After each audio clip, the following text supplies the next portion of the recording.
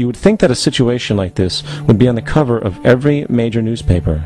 That is until you realize that the people who are behind this movement are the same people behind the mainstream media, and you are not told what you're not supposed to know. The North American Union is the same concept as the European Union, the African Union, and the soon-to-be Asian Union, and the same people are behind all of them. And, when the time is right, the North American Union, the European Union, the African Union, and the Asian Union will be merged together, forming the final stages of a plan these men have been working on for over 60 years. A one-world government.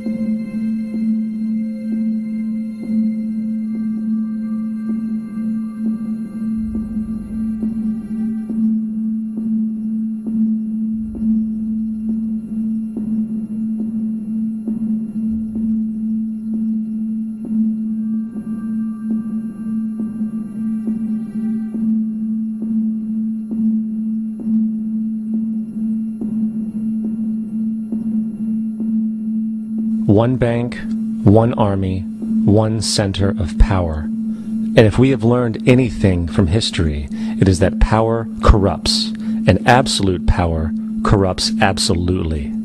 This is Aaron Russo, a filmmaker and former politician. To his left is Nicholas Rockefeller of the infamous Rockefeller banking and business dynasty. After maintaining a close friendship with Nicholas Rockefeller, Aaron eventually ended the relationship, appalled by what he had learned about the Rockefellers and their ambitions.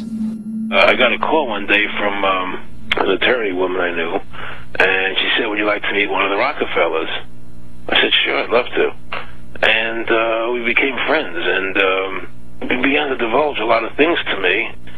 So he said to me one night, he said that there's going to be an event there, and out of that event, you're going to see, we're going to go into Afghanistan, so we can run pipelines from the Caspian Sea. We're going to go into Iraq to take the oil and establish a base in the Middle East, and we're going to go into Venezuela and try and get rid of Chavez. And the first two they've accomplished. Chavez they didn't accomplish. And he said you're going to see guys going into caves looking for looking for people that they're never going to find. You know, he was laughing about the fact that you have this war on terror. There's no real enemy. He's talking about how by having this war on terror, you can never win it because so it's an eternal war, and so you can always keep taking people's liberties away. And I said, how are you going to convince people that this war is real? He said, but the media can convince everybody it's real. I mean, you know, it's just that you keep talking about things, you keep saying it over and over and over again, and eventually people believe it. You know, you created the Federal Reserve in 1913 through lies. You create 9/11, which is another lie. Through 9/11, then you're fighting a war on terror, and now all of a sudden you go into Iraq, which was another lie, and now they're going to do Iran.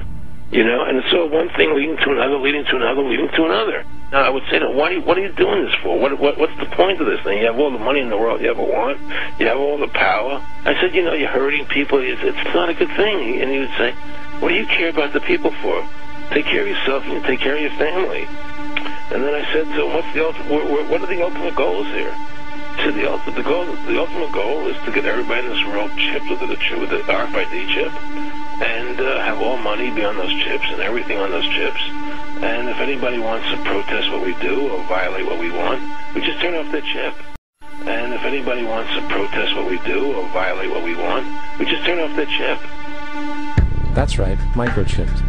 In 2005, Congress, under the pretense of immigration control and the so-called war on terrorism, passed the REAL ID Act, under which it is projected by May 2008, you will be required to carry around a federal identification card, which includes on it a scannable barcode with your personal information.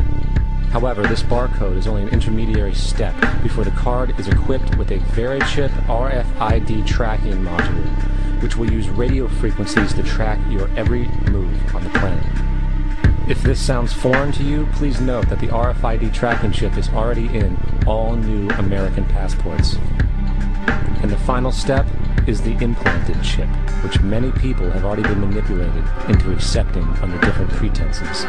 We have a Florida family who are really pioneers of a brave new world. They have volunteered to be the first ever to have microchip identification devices implanted into their body. After 9/11, I was really concerned with the security of my family. I wouldn't mind having something planted permanently in my arm that would identify me. In the end, everybody will be locked into a monitored control grid where every single action you perform is documented. And if you get out of line, they can just turn off your chip, for at that point in time, every single aspect of society will revolve around interactions with the chips. This is the picture that is painted for the future if you open your eyes to see it. A centralized one-world economy where everyone's moves and everyone's transactions are tracked and monitored, all rights removed. The most incredible aspect of all, these totalitarian elements will not be forced upon the people. The people will demand them. For the social manipulation of society through the generation of fear and division has completely detached humans from their sense of power and reality. A process which has been going on for centuries, if not millennia. Religion, patriotism, race, wealth, class, and every other form of arbitrary, separatist identification and thus conceit has served to create a controlled population, utterly malleable in the hands of the few. Divide and conquer is the motto, and as long as people continue to see themselves as separate from everything else, they lend themselves to being completely enslaved.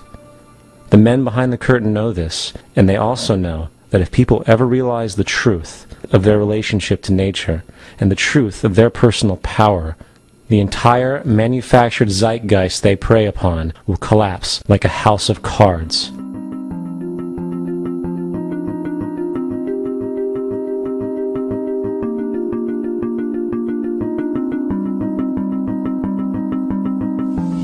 The whole system that we live in drills into us that we're powerless, that we're weak, that our society is evil, that it's crime-ridden, etc., and so forth. It's all a big fat lie. We are powerful, beautiful, extraordinary. There is no reason why we cannot understand who we truly are, where we are going. There is no reason why the average individual cannot be fully empowered. We are incredibly powerful beings. You know, I think I spent 30 years of my life, in the first 30, trying to become something. I wanted to become good at things. I wanted to become good at tennis. I wanted to become good at school and grades and everything I kind of viewed in that perspective. I'm not okay the way I am, but if I got good at things, you realize that I had the game wrong. The game was to find out what I already was. Find out what I already was.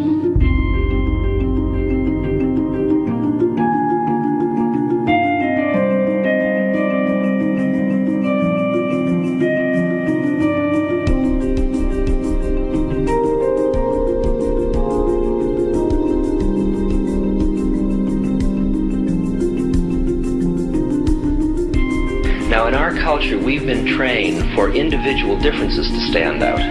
So you look at each person, immediately it is brighter, dumber, older, younger, richer, poorer, and we make all these dimensional distinctions, put them in categories and treat them that way. And we get so that we only see others as separate from ourselves in the ways in which they're separate. And one of the dramatic characteristics of experience is being with another person and suddenly seeing the ways in which they are like you, not different from you, and experiencing the fact that that which is essence in you and which is essence in me is indeed one.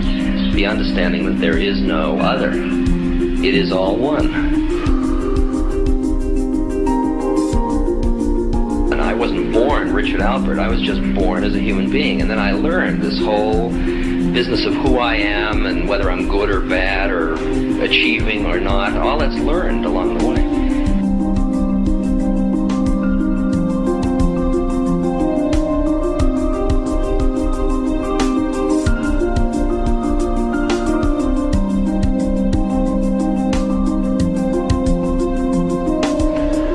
The old appeals to racial, sexual, religious chauvinism, to rabid nationalist fervor are beginning not to work. A new consciousness is developing which sees the Earth as a single organism and recognizes that an organism at war with itself